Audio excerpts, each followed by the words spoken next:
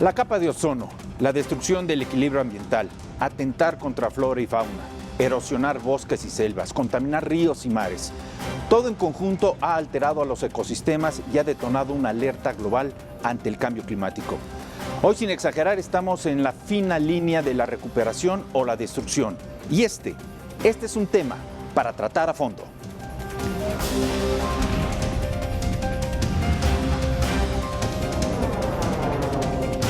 A fondo, con Carlos Ramos Padilla. Este tema, el que vamos a tratar hoy, esta noche, es de impacto mundial. No solamente es doméstico, no solamente es de México. Hoy nuestro cuerpo de asesores, de colaboradores que estarán en el estudio, tienen toda la experiencia e investigación en materia mundial. ¿Qué tan grave es el cambio climático? ¿Y hasta dónde el hombre ha provocado estos trastornos, estos desequilibrios? ¿O hasta dónde es una queja natural del planeta cumpliendo un ciclo? El hombre o la naturaleza en su autodestrucción es un tema en donde aparentemente podemos participar como raza humana en equilibrio para salvar al planeta. ¿Son suficientes los programas ambientalistas o estamos solamente en el discurso, en la aproximación de ideas y de iniciativas que no llevan absolutamente a nada? Pronósticos y perspectivas, el abismo o la regeneración. Es la gran pregunta. ¿Hasta cuándo y hasta dónde? Iniciamos.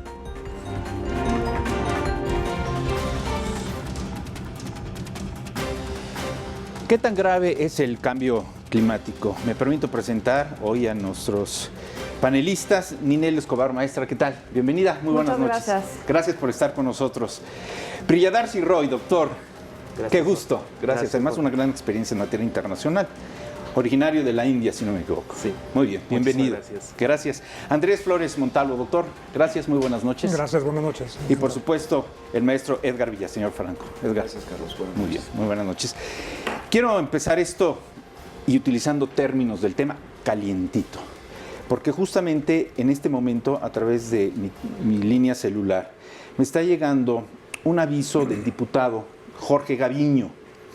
Vienen unas fotografías y dice lo siguiente: Dos Bocas, está hablando de la refinería, Dos Bocas, en solo 24 días desaparecieron 230 hectáreas de manglar, a pesar de no contar con un estudio de impacto ambiental. Hashtag ecocidio. Me parece gravísimo esto.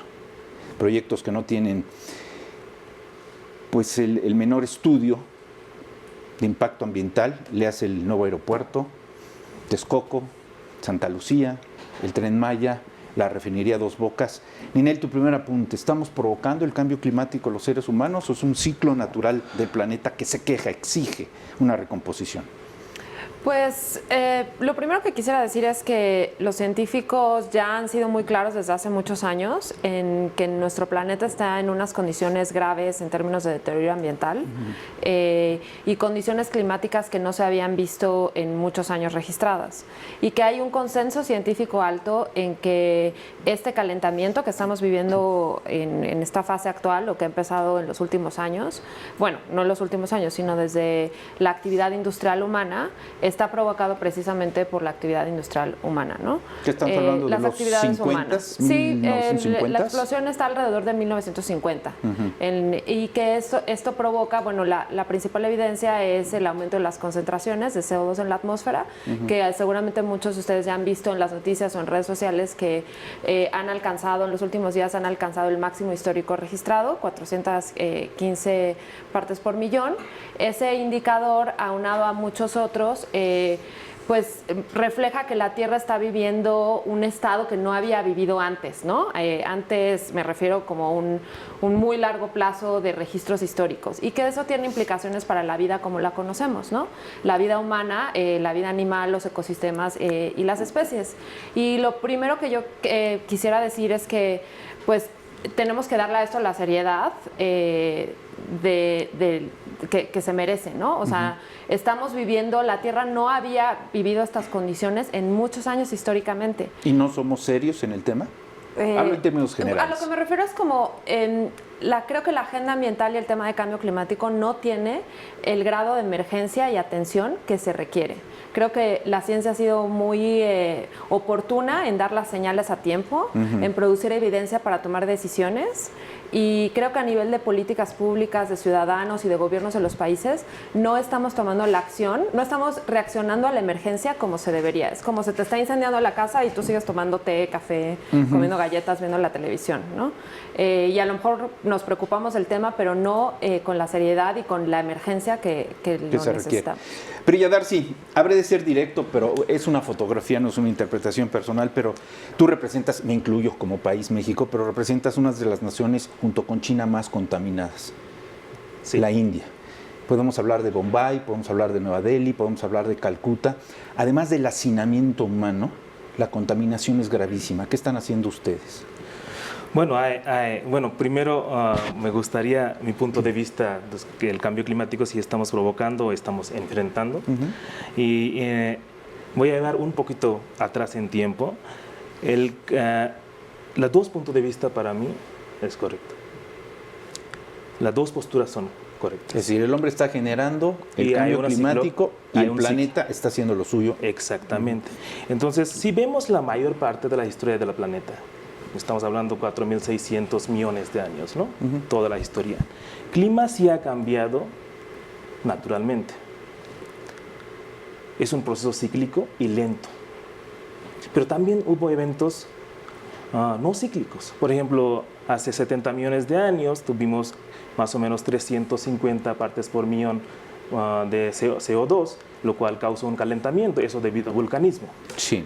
Pero si vemos últimos 800.000 años, el CO2 y metano se ha cambiado de una forma cíclica. CO2 ha variado entre 200 a 300 partes por millón, el metano ha variado entre 400 a 800 partes por millón, lo cual ha causado enfriamiento y calentamiento de una forma cíclica. Un ciclo de 100.000 años. Si ahora vemos, ese 100.000 años es el ciclo donde la forma del órbita del planeta se cambia de un círculo a un elíptico. Cuando es círculo, no hay estaciones. No hay primavera, no hay verano, no hay otoño, no hay invierno. Cuando es elíptico, ya empezamos a tener estaciones. Es la parte natural del cambio climático. Y como seres vivos, hemos enfrentado ese cambio climático. Hemos evolucionado debido a nos hemos adaptado. O hasta la migración de hombre está relacionado con el cambio climático. Ahora, otra parte, el cambio climático de últimas 3 décadas, ¿no? Ese es cambio climático antrópico. Aquí no hay ciclo. Aquí toda la tendencia es hacia aumento. Aumento de CO2, aumento de metano y aumento de temperatura. Y ese aumento está ocurriendo, lo cual ocurría antes en miles y millones de años, ahorita está ocurriendo en décadas. Entonces el hombre ha acelerado este proceso. Eso está provocado por nosotros. ¿Cómo? Combustión de carbono y petróleo, combustión de biomasas, agricultura, deforestación, ganadería. De hecho, el campo de agricultura de arroz produce mucho metano. Hasta el agua residual produce mucho metano. A ver, ese tema lo vamos a tratar en unos minutos y habré de ser expresamente respetuoso contigo. No voy a entrar a materia religiosa de creencias, pero un gran contaminador, y está probado, es el ganado. Un gran consumidor de agua es el ganado. Un gran difusor de gas metano es el ganado. Y esos temas poco se ven en los debates internacionales sobre cambio climático. Doctor Flores, tu primer apunte. Bueno, sobre esta pregunta de si es causado por los humanos o natural, yo no puedo opinar algo mejor que lo que dijo un experto en geología.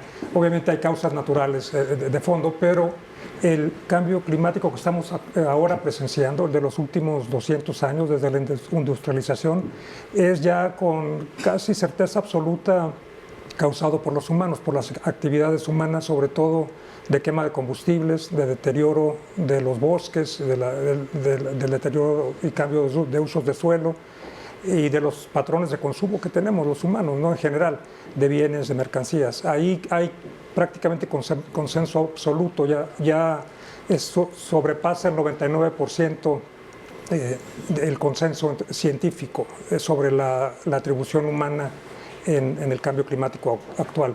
Hay una correlación casi 1 a 1, una correlación directa entre las concentraciones de CO2 en la atmósfera y el aumento en la temperatura. Y como decía Ninel hace un momento, se registró apenas este fin de semana la concentración más alta que se haya registrado en por lo menos 3 millones y medio de años, de 415 partes por millón, lo cual está fuera del ciclo natural en el que los humanos hemos existido en el planeta en las últimas decenas de miles de años. Obviamente los humanos estamos experimentando un clima y va a ser peor todavía si no hacemos lo suficiente, que nunca habíamos experimentado. Tal vez nos podremos adaptar, pero habrá muchas especies que no. Hay un nuevo reporte también de la Comisión de Biodiversidad Biológica, de la Convención, perdón, es otra de las convenciones globales junto con la de cambio climático y la de desertificación, que señala que más de 1 millón de especies están ahora en peligro de extinción. No solamente por el cambio climático, también por otros factores, pero el cambio climático viene a acentuar muchos de los factores que están poniendo en riesgo a muchas de las especies en el planeta. Como decía, los humanos podemos vivir a lo mejor en temperaturas extremas y somos muy hábiles para adaptarnos, pero tendremos un planeta muy distinto y nuestros medios de subsistencia seguramente se van a ver afectados por el calentamiento que viene. ¿Qué nos debe de preocupar más, el CO2 o el gas metano? Pues ambos son igualmente preocupantes. El CO2 es el gas que más está presente en la atmósfera y el que está más directamente relacionado, pero el metano es un gas muy potente de efecto invernadero, 28 veces más potente que el CO2 en un periodo de 100 años en su capacidad de atrapar energía en la atmósfera. Entonces, obviamente, el metano es también preocupante. No se emite tanto, pero es más potente y además hay oportunidades de reducción de emisiones de metano que son a veces muy costo efectivas. Por ejemplo, en el sector de petróleo y gas se está emitiendo mucho por el venteo de gas, por algunas prácticas de quema de gas, que son costo efectivas si se mitigan, si se reducen, porque el gas tiene utilidad comercial. Entonces, Pemex, por ejemplo, o las empresas petroleras tendrían que estar haciendo inversiones ahí, independientemente de si hay o no hay cambio climático, porque esas son cosas que se pagan solas. Obviamente implican inversiones, hay que invertir, pero en plazos relativamente cortos de tiempo las inversiones se vuelven redituables y luego generan más negocio. Ya discutiremos también en lo sucesivo si necesariamente el combate al cambio climático tiene que ver con economía, con finanzas e inversiones. Sí. Maestro Villaseñor Edgar. Pues coincido plenamente con el doctor Priyadarsi en la dualidad, que hay un fenómeno natural y también está el fenómeno que los seres humanos estamos incrementando. En otras palabras, es como los seres humanos. Tarde o temprano vamos a crecer, vamos a tener cierta edad y vamos a morir. Pero si adicionalmente al proceso natural nos ponemos a fumar, nos ponemos a consumir alimentos que no son sanos, pues vamos a acelerar nuestro envejecimiento y podríamos morir más temprano. El planeta le está pasando algo parecido. El punto central aquí es que tenemos que darnos cuenta, estamos viviendo mucha problemática ligada al cambio climático. Quizás aquí en este panel, en esta ciudad, todavía tengamos la oportunidad de discutir quién es el que fomenta el cambio climático. Pero preguntémosle a la gente que vive en las islas del Pacífico, la gente de las comunidades costeras, que son tan vulnerables a los fenómenos hidrometeorológicos, que están sufriendo realmente los embates del cambio climático. Ellos ya saben que existe el problema. Ahora el momento es qué tenemos que hacer para poder resolverlo. Y nos falta mucho por hacer, falta mucha acción en política pública y no solamente en nuestro país. Falta ser más ambicioso. Naciones Unidas ha mostrado muchos datos, pero definitivamente los compromisos todavía no son suficientes para revertir el problema. Millones de especies están en peligro de extinción, pero también se estima que en 12 años las condiciones puedan ser más adversas que las que hoy estamos viviendo, y lo dijo Naciones Unidas, y los compromisos que se están haciendo a nivel internacional no son suficientes para detener este deterioro a nivel mundial. Es un placer, es un privilegio poder escuchar y platicar a especialistas como ustedes, pero la gran pregunta, la gran preocupación es, ¿en este momento nos estamos preguntando si podemos hacer un cambio? ¿Si podemos mejorar o sobrevivir, dado el problema que tenemos enfrente? Esto es A Fondo, volvemos. ¿El hombre o la naturaleza en su autodestrucción? Andrés Flores, hace unos momentos hiciste una fotografía de algunos planteamientos, quizás como política pública o como programa de gobierno. Hablabas de la quema de combustibles, del gas a través de Pemex, mencionaste, pero hoy vemos que una de las propuestas mexicanas es el consumo del carbón para la generación de energía eléctrica. ¿Estamos en lo correcto? ¿Vamos por buen camino? En concreto, en volver al carbón, yo creo que no. Yo creo que ahí no habría matices que poner en la mesa. El mundo está yendo en otro sentido y México tendría que evaluar hacia dónde debe ir, siendo además un país que tiene tanto potencial en energía limpia. Estamos bendecidos, por usar una palabra religiosa, a lo mejor nuevamente, con una abundancia de sol y de viento en México. Y de mares, ¿no? De costas. Y de mares. Todavía la energía maremotriz no llega al nivel de competitividad económica que tiene la solar o la eólica hoy en día, en la que ya a costos de mercado se vuelven competitivas contra la energía fósil, sobre todo con el nivel de recursos que tenemos en México, por ejemplo. Ya el subsidio a esas energías se pagó en Europa y se pagó en otros países donde por decisión política se les trató de impulsar por una meta sobre todo ambiental. En México ya tendremos la ventaja de que ya estamos en otro nivel en la curva de aprendizaje de esas tecnologías en las que se han vuelto competitivas con nuestro nivel de recurso. Entonces tendríamos que ver cómo se les impulsa. Que el petróleo todavía no llega al punto en que tiene que por completo dejarse de lado. Todavía hay vida para el petróleo por algunos años más, pero tendremos que empezar, creo yo, a evaluar otras opciones tecnológicas más limpias, y no solo por consideraciones ambientales. Nosotros acabamos de publicar un reporte que por ahí tienes la semana pasada, que es Eligiendo el Camino Correcto, un reporte donde evaluamos las medidas para que México cumpla con sus metas climáticas, y la mayoría de ellas tienen esto que llamamos costo negativo, los economistas, que son medidas que se pagan solas en plazos cortos, como yo decía con el metano. Hay muchas otras, de eficiencia energética, por ejemplo, algunas muy sencillas como cambiar los focos en la casa, que requieren invertir, pero se pagan en plazos muy cortos. Entonces habría que estarlas impulsando independientemente del cambio climático. El carbón debería ser una tecnología que ya quede atrás. México además no es un país con abundancia en este recurso. Entiendo que hay obviamente poblaciones, hay sectores que pueden beneficiarse de explotarlo, pero a lo mejor habría que crear oportunidades donde esos sectores de la población puedan tener otra opción, a lo mejor más limpia, ¿no? Además, la minería no es la actividad económica más limpia y genera muchos daños a la salud de la gente que trabaja ahí, de la gente que vive alrededor. Entonces, a lo mejor habría que pensar en tecnologías más limpias. ¿Y qué nos impide cambiar? Aquí entra en el factor economía, el factor política, el factor oportunidades. ¿Qué es lo que pasa? Porque no solamente vemos la intención de utilizar el carbón para la generación de energía eléctrica, sino vemos la deforestación. Leía yo un preocupante mensaje del diputado Gaviño, donde estamos arrasando manglares para que pasen vías férreas o el aeropuerto. ¿Qué está pasando? Yo creo que mi impresión es que no se está haciendo un análisis completo y no se están tomando decisiones basadas en esos análisis y en la evidencia que tenemos, ¿no? Como menciona Andrés, es muy claro que el petróleo puede seguir jugando un papel, que el carbón a lo mejor puede ser competitivo o puede ser barato en un entorno local, pero como país ya tenemos evidencia suficiente en el sentido de que nuestro futuro puede ser económicamente competitivo basado en renovables, que tenemos precios muy competitivos para el desarrollo de generación basada en renovables, más de lo que producimos ahora, que estamos de hecho rezagados en comparación a otros países.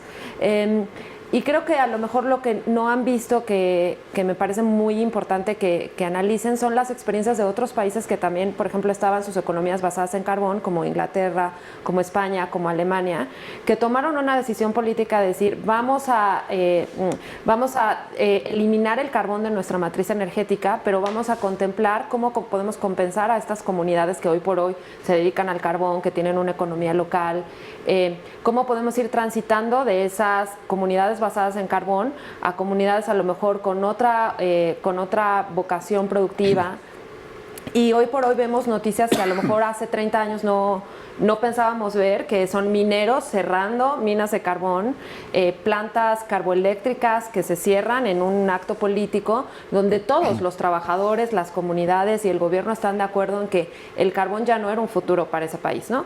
Y aquí lo que es importante es pensar no solo en las políticas energéticas que apunten hacia las renovables, sino también en políticas sociales que puedan ir compensando y ayudando a transitar a los empleos que hoy por hoy se basan en combustibles fósiles, a economías renovables u otras actividades productivas para el país que tengan futuro, ¿no?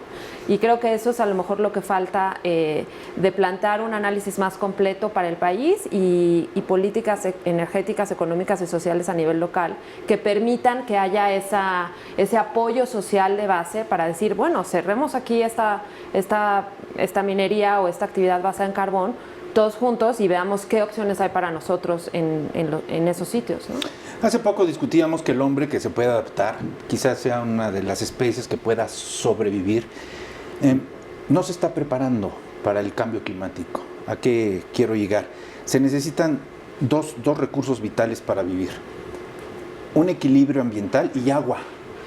Y no vemos que ningún país del mundo, por ejemplo, esté construyendo búnkers subterráneos para salvar a la especie en caso que haya calentamiento global excesivo y ausencia de agua. No vemos esto. Y tratando, Priyadarsi, el tema de las ciudades que contaminan, también hablábamos de por qué no se favorecen alternativas renovables, pero también innovaciones como la desalinización de los océanos para tener agua. Y todo el mundo dice que es carísimo. Entiendo que es carísimo, pero ¿qué no mandamos hombres a Marte, a la Luna, y eso sale barato, a la estación espacial? O sea, ¿nos interesa más estar allá arriba que salvar lo que tenemos aquí abajo? Bueno, mi respuesta va a ser compartiendo con usted algunos datos muy interesantes de la carencia de agua, ¿no? Y su relación con el cambio climático. Bueno, carencia de agua está relacionada con sequía, y sequía es un reflejo de cambio climático. Y luego voy a llevar un poco en tiempo pasado. Desde hace 4.200 años, el planeta está recibiendo menos lluvia. Diferentes partes de la planeta está sufriendo sequía. De hecho, justo hace 4.000 años, la cultura del Valle del Indo, entre India y Pakistán, se colapsó por carencia de agua. Hablábamos de Ciudad del Cabo, en Sudáfrica, antes de empezar el programa. Esa es actualmente, pero estoy diciendo hace 4.000 años. Regresamos a México. Muchas ciudades de cultura maya fueron abandonadas hace 1.000 años, eso debido a sequía. Entonces, sequía no solamente causó afectó a la civilización maya, también hubo otro cerca a Puebla, se llama Cantona, una ciudad fortificada hace 1.000 años, colapsó. Hay investigación que estamos haciendo y estamos viendo cuando colapsó Xochicalco, aquí en el estado de Morelos, hace 1.000 años, también es debido a sequía. Entonces, sequía y la colapso de civilización, ¿cómo está relacionado? Y ahora, traemos el calentamiento. Estamos viviendo un intervalo muy seco y después traemos el calentamiento global, antrópico.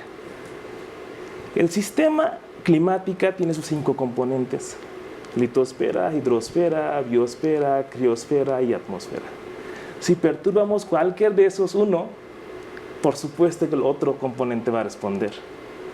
Calentamos el ambiente, calentamos el océano. Si calentamos el océano, la circulación atmosférica va a cambiar. Donde antes caía lluvia, ya no va a caer lluvia. Donde antes no caía lluvia, tal vez vamos a tener mucha lluvia, inundación. A ver, hace un momento decías, falta que llueva en el planeta. Me quedé inquieto, ¿falta que llueva en el planeta o la distribución de lluvia se ha modificado? Exactamente. Entonces, sí hay lluvia, pero ha cambiado. Ha cambiado la geografía. Exacto. Por ejemplo, el fenómeno del Niño Oscilación del Sur. El Pacífico ecuatorial se calienta, entonces tenemos año del Niño, y todos, hasta usted puede ir a la escuela de primaria y secundaria. Ahorita hay mucha conciencia sobre el cambio climático. Los niños contestan, es un año del Niño, en México va a quedar seco. Es un año con la Niña y vamos a tener mucha lluvia. Entonces, hay conciencia. Pero después, sobre todo eso, que hay calentamiento, hay modificación de los corrientes atmosféricas, lo cual ha redistribuido la lluvia, traemos urbanización. Urbanización está causando debido a su pavimentación y construcción de concreto, esa poca agua que cae ya no recarga los acuíferos.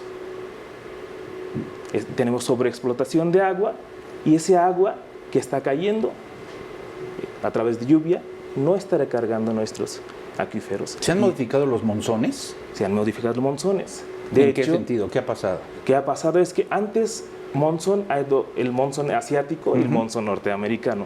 Teníamos el corriente que venía, estaba controlado por la celda de alta presión y baja presión. Y esa celda de alta presión y baja presión está controlada por la temperatura. La parte que se calienta mucho se genera la celda de baja presión y la que queda frío es de alta presión.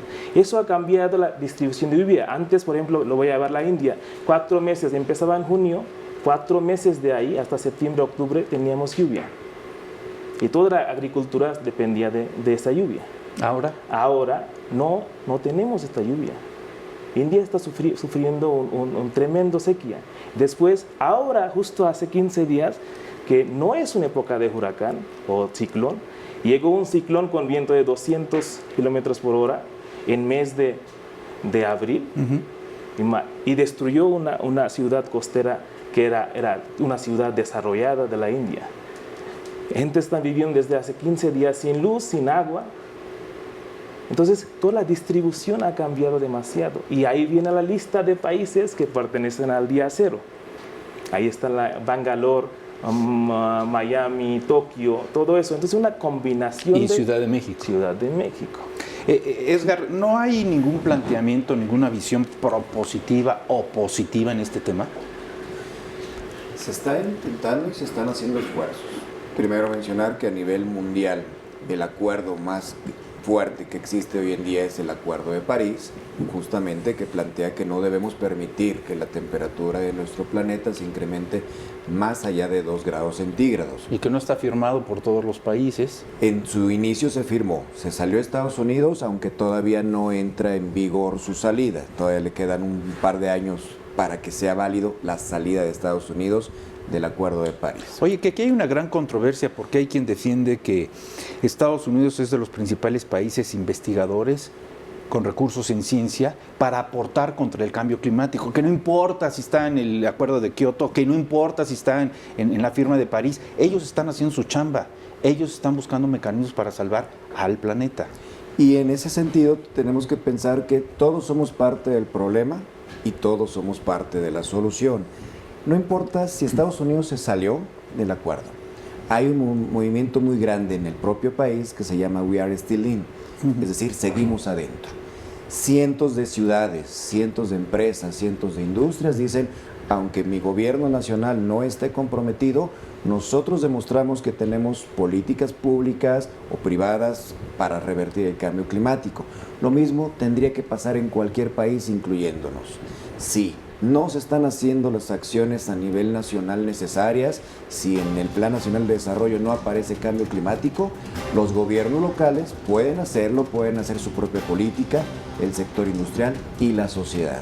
Así es que el planeta necesita que todos estemos conscientes y que hagamos nuestra parte como sociedad para sumarnos y tratar de revertir ese problema. Ahora, lo importante en todo esto es hasta dónde nos escuchan. Este medio de comunicación es valiosísimo. Estamos llegando a un gran número de personas que están contribuyendo en criterio y en juicio a una solución a esto. Pero ¿y los gobiernos? ¿Qué está pasando con los gobiernos? Con los sistemas, con los nuevos planteamientos. Hay países muy innovadores y hay países muy retrógrados. No quisiera establecer a México en el último, pero es la verdad. Vamos a un corte, volvemos. Ahorita entramos.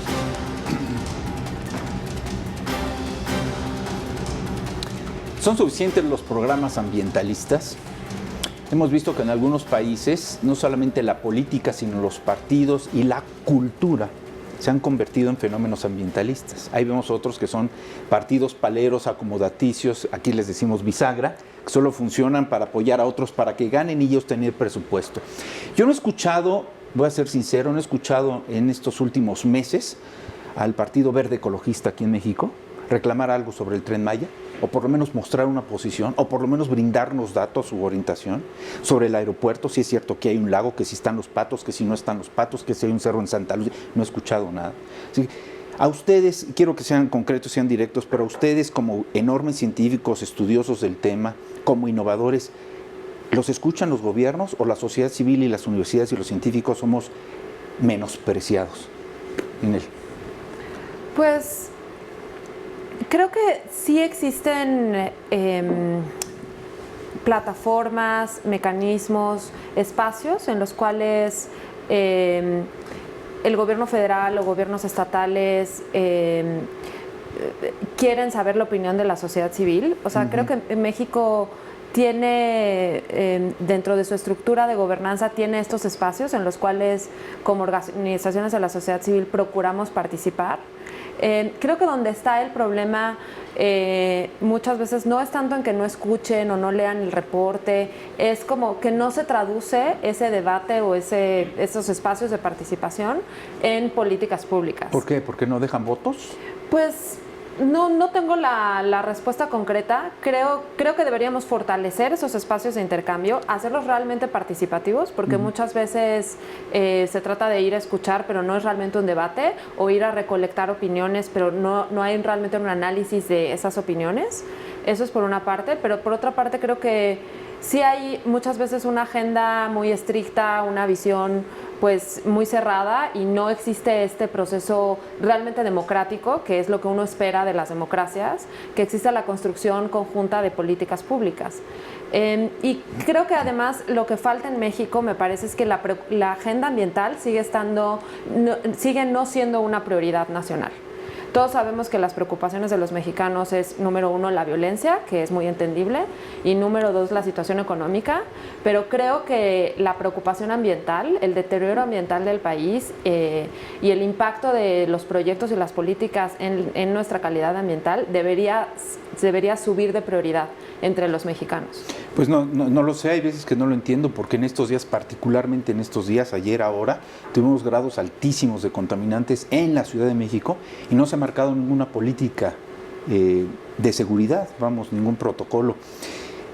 ¿Qué piensas de todo esto, maestro Villaseñor? Porque, a ver, Ninel dice que no estamos en la prioridad en materia ambiental como discusión política o como solución social. No sé, a veces me preocupa quienes tenemos todavía un escondite para el análisis, cuando vemos a diputados que se preocupan por vender cervezas calientes para que no las consumas, y eso es lo que suben a tribuna y de eso tratan en el espacio político. ¿Dónde está el criterio que reclama Ninel? ¿Dónde están estas fuerzas políticas que deben de apoyar para evitar el cambio climático? Definitivamente coincido con Ninel en el aspecto que hay muchas prioridades y el tema ambiental siempre pasa al final de la agenda. Cuando trabajamos con gobiernos locales todavía es peor la situación, porque resulta ser que su presupuesto y sus tiempos son totalmente distintos. No hay dinero para hacer las cosas en los municipios. Entonces, ¿a qué le das prioridad? ¿A una obra que te va a dejar capital político y que te puede redituar en votos, o a dedicar tiempo a cuidar el entorno? Adicionalmente, añádele que a nivel local tienes 3, 4 años de gobierno y no te alcanza a hacer las cosas, no puedes pensar a futuro y no lo haces porque no vas a recibir tú, alcalde, el resultado de tu obra. El tema ambiental queda totalmente de lado. ¿Qué es lo que hemos aprendido? Que sin voluntad política no se puede trabajar en el tema ambiental. Así es que si un gobierno estatal, como hay algunos, están haciendo obras para energías renovables, es porque el gobernador le queda muy claro que además de que cuida el medio ambiente, eso también se representa en empleos para la población. ¿Por qué a nivel federal a veces no se trae la misma visión? Pues definitivamente se debe de creer que hay otras acciones que son las únicas que resuelven la problemática, que dan empleo a la gente. Las soluciones a los problemas ambientales muchas veces vienen ligadas de la mano con capital social, son sustentables, dan empleos a la comunidad y eso no se está viendo. Definitivamente tiene que haber voluntad política para que se pueda cambiar las acciones que se están realizando. Pues nos dicen que no hay prioridad, nos dicen que no hay recursos. Yo veo a gobernadores, porque ahí están los testimonios, que han desviado ríos para crear sus propias presas particulares para sus cuestiones internas en sus ranchos de agricultura. O yo recuerdo, no sé si tú lo tengas presente, Andrés, pero yo recuerdo que cuando el fundador del Partido Verde Ecologista de México hizo una huelga de hambre porque iban a quitar un árbol en Barranca del Muerto, Insurgentes, porque se iba a construir una vuelta inglesa, se puso una casa de campaña, se hizo un gran espectáculo, y ahora que van a construir un Tren Maya y van a erosionar una selva y una reserva ecológica, yo no veo a nadie que ponga su casita de campaña para decir, oigan, hay 2,000 jaguares en peligro de extinción por la construcción de ese tren. ¿Qué pasa? Sí, yo creo que en el tema de cambio climático hay que dejarlo de ver como un tema puramente ambiental. Hay que pensar que es un tema que pone en riesgo el desarrollo de toda la sociedad en todo el mundo. Y está pasando a un ritmo tan acelerado que si no reaccionamos rápido, nuestros medios de subsistencia, la existencia misma de la sociedad y todas las especies con las que convivimos, pues van a estar en un grave riesgo. ¿Qué es reaccionar rápido? Estamos hablando en qué tiempos, ¿1 año, 5 años, 100 años? Ya lo establecieron algunos científicos y algunos organismos internacionales han reaccionado, algunas figuras han puesto el tema en la mesa y hablan de que de ahora a 2030 tenemos ya que haber de aquí al 2030 tenido una respuesta lo suficientemente ambiciosa a nivel global para controlar las emisiones por lo pronto y cambiar la ruta en la que estamos yendo, a lo mejor hacia 2 grados centígrados o 1.5 grados centígrados incluso, que es una meta más ambiciosa a la que México, por cierto, se adhirió. Más allá de 1.5 grados centígrados pone en riesgo la subsistencia incluso de algunos países insulares en el Pacífico Sur, de algunas pequeñas islas. Ellos están en riesgo de desaparecer, no es que afecte su producción de alimentos o su economía o su disponibilidad de agua, realmente afecta y pone en riesgo si pueden o no ser viables, al menos en donde ellos se han desarrollado, o si tendrían que incluso migrar hacia otra región o hacia otro país. Yo decía, hay que verlo como un tema de desarrollo y pensando en lo positivo, creo que las respuestas también nos pueden llevar hacia mayor desarrollo y es en lo que WRI ha estado insistiendo, en la oportunidad económica que puede representar movernos en serio en una transición hacia una economía limpia, hacia una economía más verde. En el sector de la energía ya lo hablábamos, pero también en el sector de la movilidad, por ejemplo. En el sector industrial hay muchas oportunidades.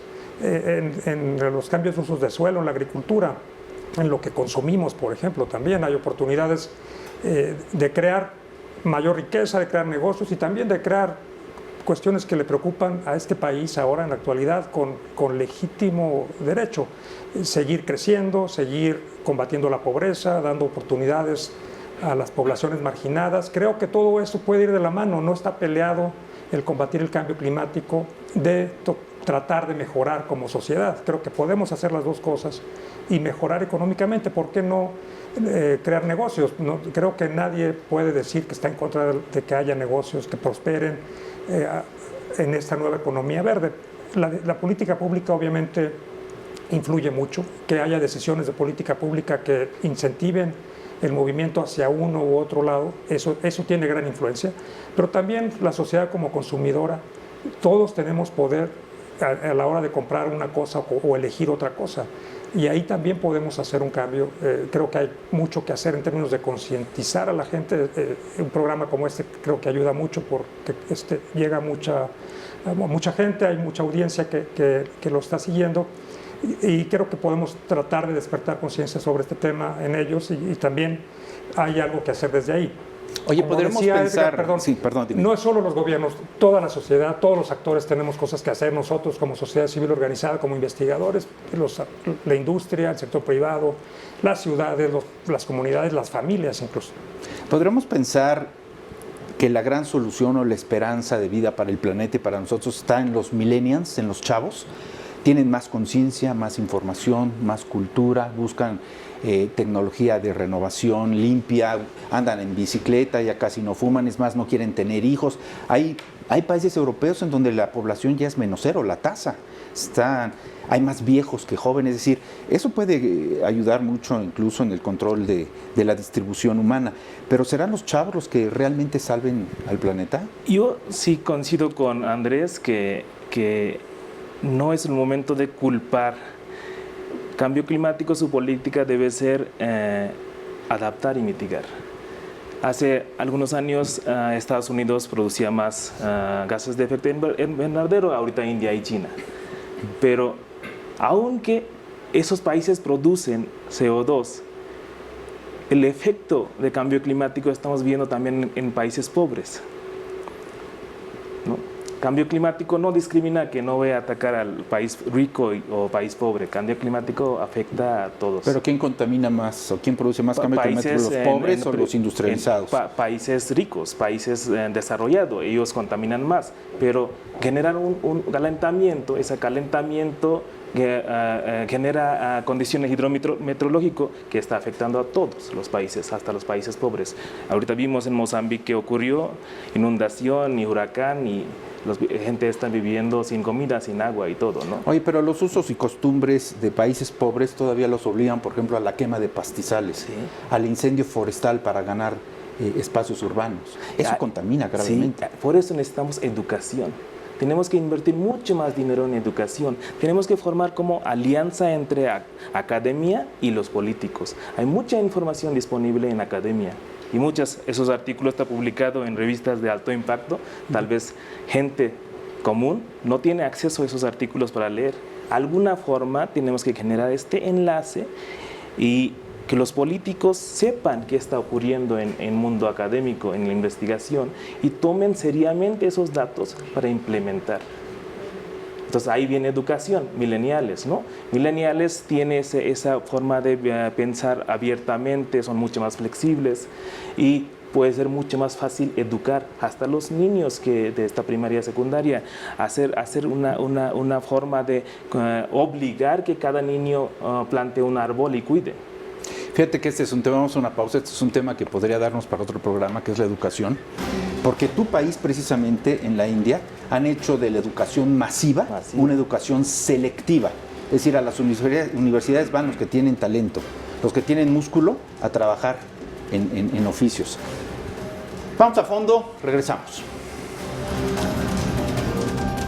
Pronósticos y perspectivas, o vamos al abismo o vamos a la regeneración. Ninel, ¿en dónde estamos parados? ¿Nos hacemos a un ladito y nos caemos o recuperamos lo que tenemos o hemos perdido? Yo creo que estamos con un pie en el abismo. ¿Tan grave así ya? Pues o sea, ¿quién nos va a empujar? La evidencia ¿Nosotros? científica apunta en que estamos realmente en un momento muy cerca de un punto de no retorno. Es decir, y ese es el llamado a la acción que se ha hecho mundialmente. Tenemos más o menos 10 años, un poquito más de 10 años, para ver, no para empezar a actuar, sino para que en esos 10 años tomemos acciones muy drásticas de revertir realmente la forma en la que se están desarrollando nuestras economías, para mitigar un poco, para que esos impactos no sean devastadores, ¿no? Y eso es lo que dicen los modelos científicos. Los modelos científicos tienen probabilidades, no son certeros completamente, esa es la forma en la que funciona la ciencia, pero lo que nos dice la ciencia es que un planeta con 2 grados de calentamiento no es viable para la vida humana como la conocemos, ¿no? ¿Hasta cuántos grados podemos resistir? 2 grados es el umbral científico y obviamente las metas están apuntando a 1.5 grados. Pero lo que quisiera señalar, porque creo que también tiene que ser un cambio mental, cuando decimos cuidemos al planeta, salvar el planeta, no es el planeta. Roy podrá decirme, pues el planeta va a vivir durante muchísimos años más, ha vivido sin nosotros, va a vivir sin nosotros, ninguna especie es indispensable para el planeta. De lo que estamos hablando es de los humanos y del estilo de vida y de la forma de vivir de nuestra especie como la conocemos. De eso estamos hablando cuando hablamos de cambio climático, ¿no? A mí eso me da paz porque siento que la belleza del planeta y la naturaleza va a seguir existiendo sin nosotros y a lo mejor es una buena noticia que desaparezcamos, pero realmente lo que tenemos que entender es que lo que está en riesgo es nuestra supervivencia, no el planeta, y en ese sentido asumir la responsabilidad de decir, bueno, esto implica ¿qué implica, no? No solo es que me preocupe, ¿qué implica? Implica cambios radicales en la forma en la que vivimos, en estilos de vida en los que vivimos.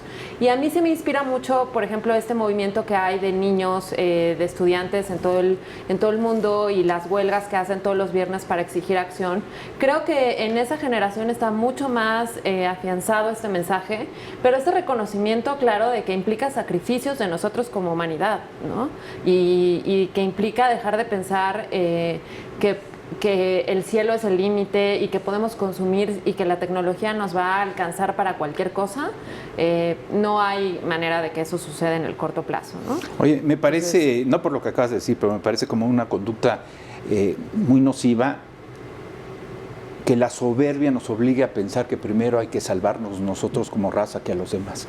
Es decir, yo he visto enormes documentales en donde explican que los grandes vientos y las tormentas que arrastran arena del Sahara fertilizan al Amazonas.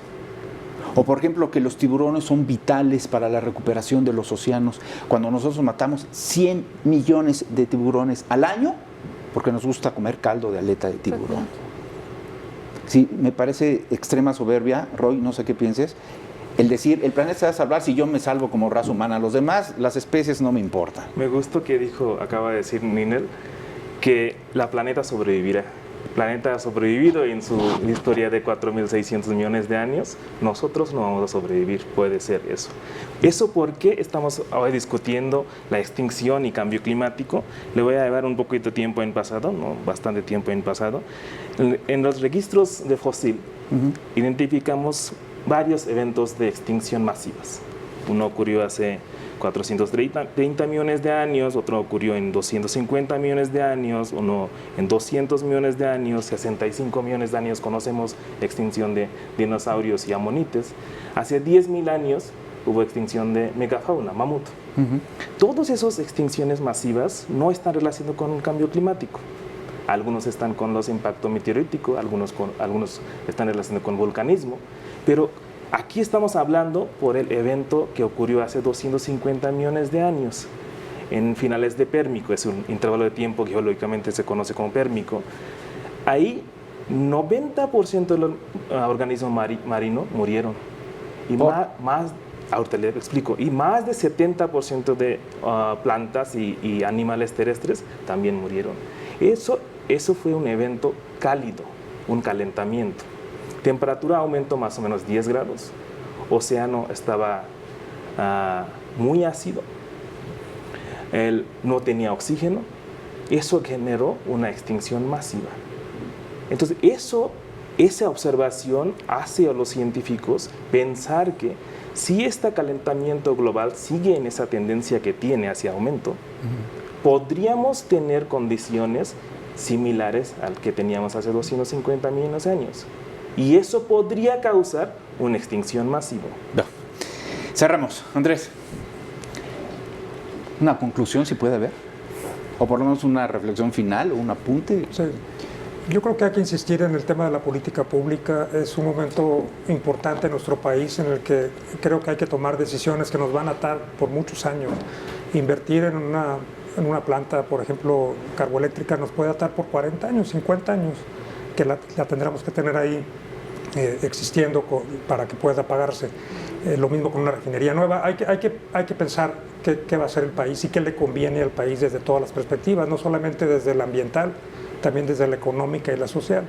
Y nosotros insistimos en que las respuestas al cambio climático dan una oportunidad en muchos casos. La transición hacia la energía limpia, hacia la economía verde, puede dar una oportunidad de crear empleos de calidad, no empleos sucios, no empleos de estos malos que tenemos ligados en muchos casos a las tecnologías que van de salida en el mundo.